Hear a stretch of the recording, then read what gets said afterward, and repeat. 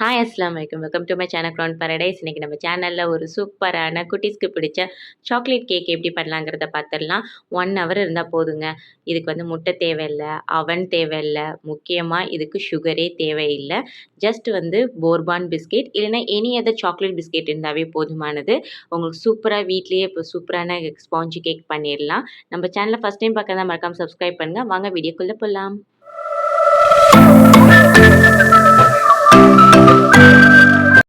நான் 2 packet போர்பான் biscuit எடுத்திருக்கேன். நீங்கள் போர்பான் பிஸ்கெட் இல்லைன்னா நீங்கள் வேறு எந்த சாக்லேட் ஃப்ளேவர் பிஸ்கெட் வேணாலும் நீங்கள் எடுத்துக்கலாம். இப்போ அதை சின்ன சின்னதாக கட் பண்ணி நான் மிக்சியில் வந்து நான் பவுடர் ஆக்கிக்க போகிறேன். நடுவில் இருக்கிற க்ரீமை கூட நான் ரிமூவ் பண்ணாமல் க்ரீமோடு சேர்த்து தான் நான் வந்து பவுடர் ஆக்கிக்க போகிறேன்.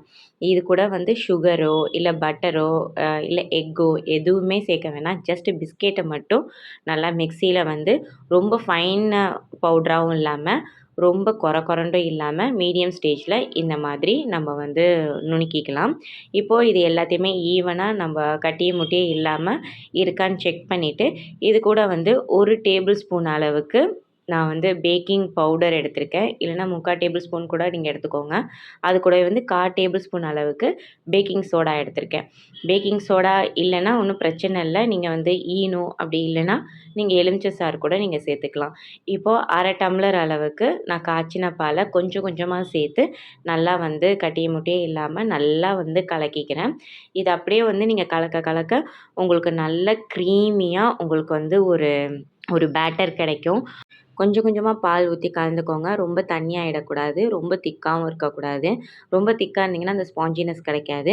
ஒரு அளவுக்கு இது பாருங்கள், இந்த ஸ்டேஜில் வந்து இருக்கணும். அதுக்காக வந்து நல்லா பீட் பண்ணிகிட்டே இருந்தீங்கன்னா உங்களுக்கு இந்த மாதிரி கிடச்சிரும். நான் வந்து நட்ஸும் கிஸ்மிஸும் நான் இந்த ஸ்டேஜ்லேயே வந்து நான் ஆட் பண்ணிக்கிட்டேன்.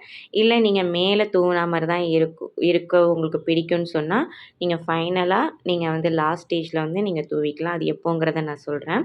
நெக்ஸ்ட் வந்து நான் ப்ரெஷர் குக்கரில் தான் நான் செய்ய போகிறேன். ப்ரெஷர் குக்கரில் நான் இந்த மாதிரி சுற்றி நான் வந்து பட்டர் தடவிக்கிட்டேன். அப்புறம் நடுவில் வந்து நான் பட்டர் பேப்பர் வச்சுக்கிட்டேன். நீங்கள் பட்டர் பேப்பர் உங்கள்கிட்ட இல்லைன்னா மைதா மாவை கொஞ்சம் நீங்கள் அப்படியே தூவி விட்டு நல்லா எல்லா இடத்துலையும் படுற மாதிரி தூவிட்டு அதுக்கப்புறம் நீங்கள் தலைக்கீழே கவுத்திட்டிங்கன்னா எக்ஸ்ட்ரா இருக்கிற மைதா மாவெல்லாம் கீழே கொட்டிடும். அதுக்கப்புறம் இப்போ வந்து நம்ம வச்சுருக்கிற பேட்டரை இது உள்ளாக்க செட் பண்ணிவிட்டு இப்போ இந்த மாதிரி நல்லா ஒரு 4-5 வாட்டி நல்லா தட்டி கொடுத்தீங்கன்னா அதில் இருக்கிற ஏர் பபிள்ஸ் ஏதாவது இருந்துச்சுன்னா அது ஈவனாக ஆகிடும். இப்போ வந்து நான் தவாவை ஆல்ரெடி நான் 5 மினிட்ஸ்க்கு முன்னாடியே வந்து நான் ஹீட் பண்ணிகிட்டு இருக்கேன். அதை ஸ்லோ ஃப்ளேமை வச்சு நான் ஹீட் பண்ணிகிட்ருக்கேன். இப்போது இதை க்ளோஸ் பண்ணி வெயிட் போடாமல் அது அப்படியே மேலே எப்படி நம்ம பிரியாணிக்கு தம் வைப்போமோ அந்த மாதிரி 40லேருந்து 45 மினிட்ஸ் வரைக்கும் நீங்கள் அப்படியே விட்டுருங்க. வீடே செம வாசனையாக இருக்கும். நீங்கள் வந்து 45 மினிட்ஸ்க்கு அப்புறம் நீங்கள் அடுப்பை ஆஃப் பண்ணிவிட்டு இந்த மாதிரி ஓப்பன் பண்ணி பார்த்தீங்கன்னா நடுவில் நல்லா உங்களுக்கு வந்து விரிசல் விட்டுருக்கும். அது வந்து பதமாக ஆயிட்டு அப்படிங்கிற ஒரு இது. நீங்கள் எதுக்கும் வேணால் ஷார்ப்பான எதையாவது வச்சு நீங்கள் டெஸ்ட் பண்ணி பாருங்கள். ஒட்டாமல் வரும். அதுதான் வந்து உங்களுக்கு வெந்திருக்குன்னு அர்த்தம். அப்படி வேகலைன்னா இன்னும் ஒரு 5 to 10 மினிட்ஸ் வந்து வேக விடுங்க. இது நல்லா ஆற விட்டுறணும். ஒரு 1/2 hour எடுக்கும் ஆறுறதுக்கு. ஆறுனதுக்கப்புறம் இந்த மாதிரி கத்தியை வச்சு ஓரமாக அப்படியே ஒட்டாத அளவுக்கு எடுத்துகிட்டு ஒரு பிளேட்டை வச்சு நீங்கள் அப்படியே கவுத்துனீங்கன்னா அப்படியே ஒட்டாமல் சூப்பராக அப்படியே அழகாக விழுந்துடும்.